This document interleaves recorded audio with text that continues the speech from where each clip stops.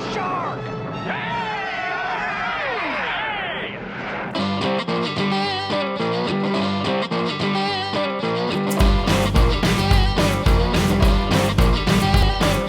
Yo, Joes! We're heading into shark-infested waters for this video. You're gonna need a bigger boat.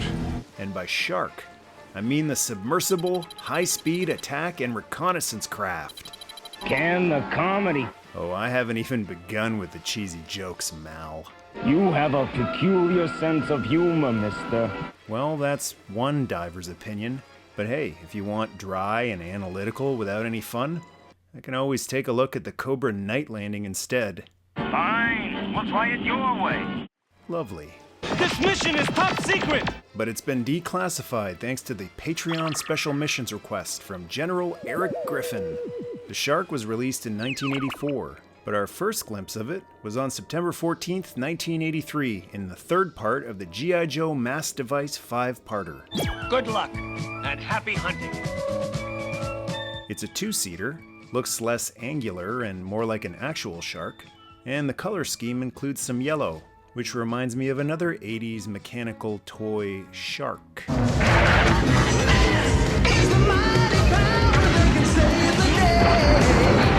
It's strictly a submersible in this early prototype appearance, though.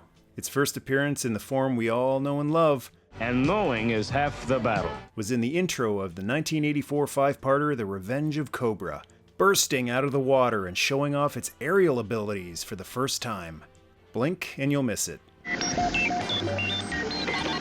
There it is. The S.H.A.R.C was released in 1984 and included a pilot, I'm a diver too. I'm more at home 50 fathoms down. Petty Officer 2nd Class Malcolm R. Willoughby, codename, Deep Six calling in. aka, Mr. Warmth here.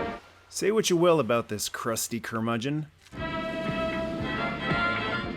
but there's one thing everybody can agree on. Not everybody. No one in G.I. Joe sounded more like Charles Bronson. Only I ain't convinced. Oh, come on, he sounded just like you. Hey, I don't think I know you. Well, I'm Michael Mercy. You keep talking, I'm gonna take your head off. Gulp. I tried to warn you. Sorry, Mr. Bronson.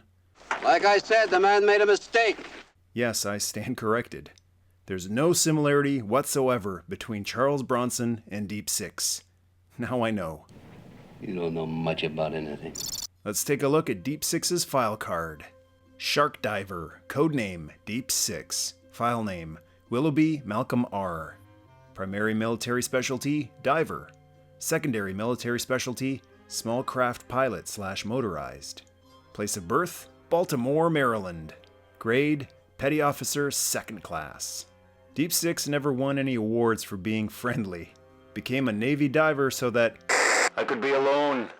Enjoys bottle cap collecting, solitaire, and the New York Times crossword puzzles. Only 12 out of 50 Navy divers passed the strict requirements for the coveted diver position on the Joe team. 8 washed out in the practical application testing. Of the 4 finalists, Deep Six could hold his breath the longest. And the quote by Torpedo reads, "Down in the depths where the light doesn't reach and the water pressure can crush you like an eggshell, that's where Deep Six likes it." Deep Six's figure was an entirely different design than any other Joe before or since. And it wasn't exactly a step forward like the swivel arm had been in 1983. He's got the least amount of articulation of any Joe, only 2 points of articulation. Arms can only move at the shoulder, and you can't move the legs or waist at all. Well, maybe there's a reason you can. Yes, in fact there was. Deep Six was meant for diving. You could attach a pump on his back and use it to make him float to the surface. While I flit around up here like some turbocharged pelican? No. Okay, then you could turn the valve around and make him go the other way too. Since the figure was meant to be used in the water, they refrained from using any screws to hold him together. He's 100% plastic. So luckily there aren't any rusty Deep Six figures after all these years, which can't be said for some of the other Aquatic Joe figures like Torpedo and Wetsuit. Just our luck. And despite his suit's lack of mobility and speed, it packed quite a wallop. I read you.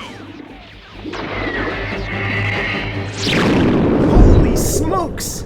Sorry, didn't mean to scare you. So that's what that does. I always thought it was just a vent or something. When he wasn't deep sea diving, Deep Six was sailing and piloting the S.H.A.R.C. She looks mighty grand, huh, Deep Six? Due to the figure's lack of articulation, Yeah. he couldn't lay down in the cockpit as was pictured on the box art. You had to keep his hands at his sides, or you could put him face up the other way, or upside down. Regular O-ring Joes, though, like this Deep Six version 2 from 1989, could sit almost completely upright like they did on the show. Stay in your seat, funny man. Inside, the cockpit features some electronics detailing. Sonar search in progress. There weren't too many moving parts on the S.H.A.R.C, which is a big reason why so many of them are still in great shape and complete to this day. A pair of movable rudders on the back, a canopy that opens. This is the most often broken part with the hinges snapping, but easily crazy glued back on. If this happens again, you'll know what to do. And a removable engine cover. The S.H.A.R.C may look docile right now, but it's got some teeth lurking underneath the surface. These levers underneath could be slid forward to reveal twin 30mm tidal wave cannons. Plus, Explosives. a pair of acoustic homing torpedoes attached to the underside of the craft. Torpedoes at 320.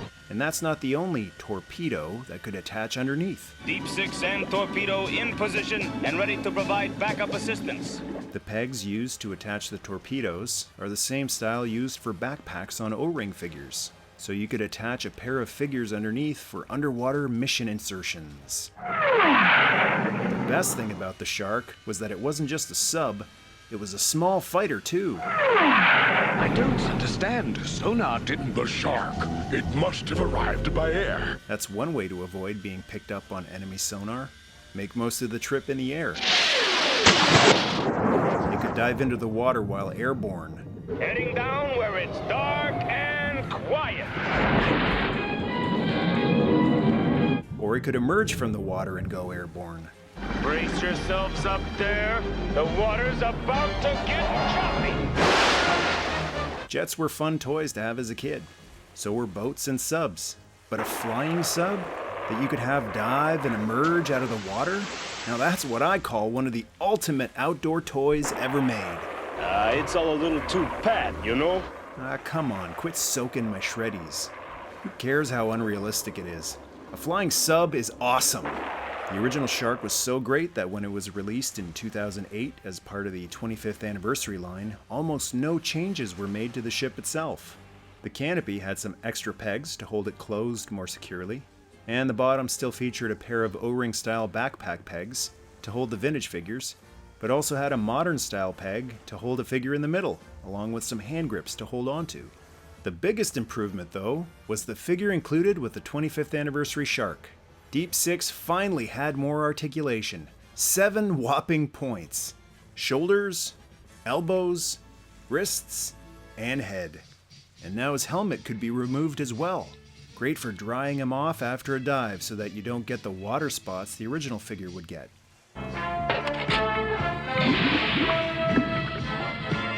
Thanks to the added articulation, he could now lay down with his hands forward, like on the original box art.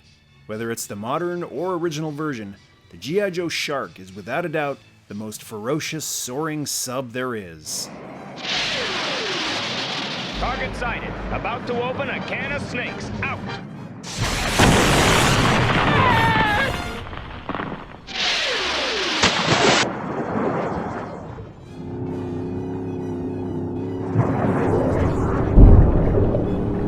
Took a direct hit. I'm punching out.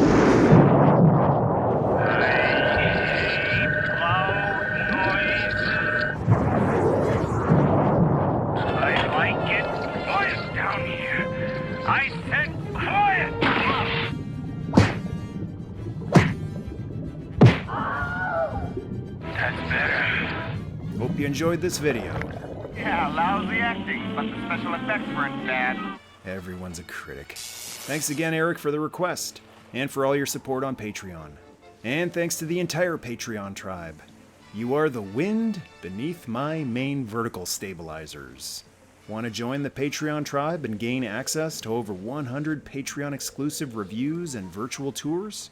Plus community get-togethers like roundtables and watch parties?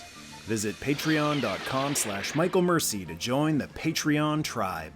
And thanks to Deep Six for putting up with this review. No big deal. Alright, take us out, Mal. Yo, Joe, or words to that effect. Ugh, come on, man.